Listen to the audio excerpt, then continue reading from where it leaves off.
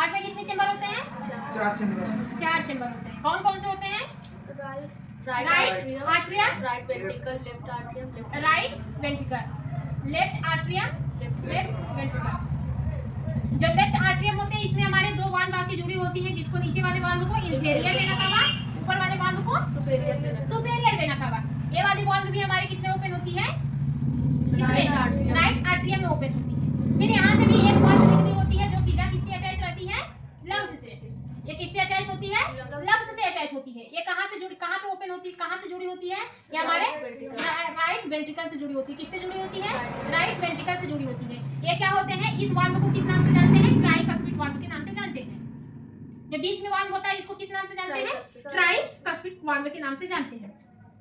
अब right ventricle और right atrium में क्या होते हैं? डीऑक्सीजनेटेड ब्लड आते हैं। डीऑक्सीजनेटेड ब्लड हमारे ऊपर से होते हुए किसमें आते हैं? मतलब जो हमारा सुपेरियर वेना कावा होता है वो हमारे बॉडी के ऊपरी वाले पार्ट से डीऑक्सीजनेटेड ब्लड को लेकर आता है। किसमें देता है? राइट आर्टरियम में देता है। और जो इंफीरियर वेना कावा होता है वो हमारे बॉडी के निचले वाले पार्ट से डीऑक्सीजनेटेड ब्लड को लेकर आता है, राइट आर्टरियम में देता है। बात समझ में आई? अब राइट आर्टरियम जैसे कांस्टेंट करता है, जितने भी इसमें ब्लड भरे रहते हैं वो ब्लड आपका किसमें आ जाता है? राइट वेंट्रिकल में आ जाता है।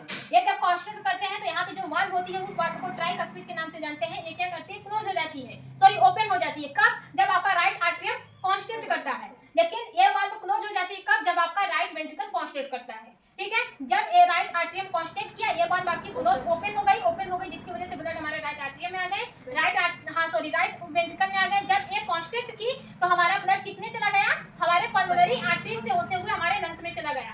जब ये कांस्टेंट करता है तो ये हमारा जो ट्राइकस्पिड वाल्व होता है वो क्लोज हो जाता है। बात समझ में आई? अब हार्ट से क्या होता है? हार्ट से हमारा ब्लड आता है किसके थ्रू आता है? पल्मोनरी वेन्स के थ्रू आता है। किसके थ्रू आता है? पल्मोनरी वेन्स के थ्रू आता है। ये जो पल्मोनरी वेन्स होती है ये क्या करती है? ये हमारे लंग से ऑक्सीजनेटेड ब्लड को लेकर आती हैं। लंग्स से ऑक्सीजनेटेड ब्लड को लेकर आती हैं। किससे जुड़ी रहेंगी भाई? हमारे लंग्स से जुड़ी रहेंगी। ये दोनों वाल्व ही क्या होंगी? हमारे लंग्स से जुड़ी रहेंगी। कौन सी वाल्व है ये?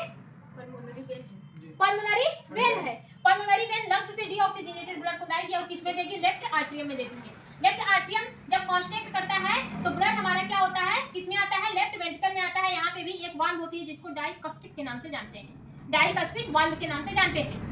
ठीक है, और यहाँ पे भी एक आपकी वाल्व लगी होती है जिसको आयोटा के नाम से जाना जाता है। किस नाम से जानता है?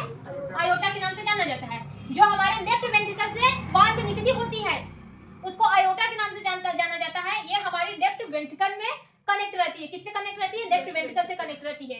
ये हमारे बॉडी की सबसे बड़ी आर्टरीज होती है। ये हमारी वाल्व नहीं है, एक तरीके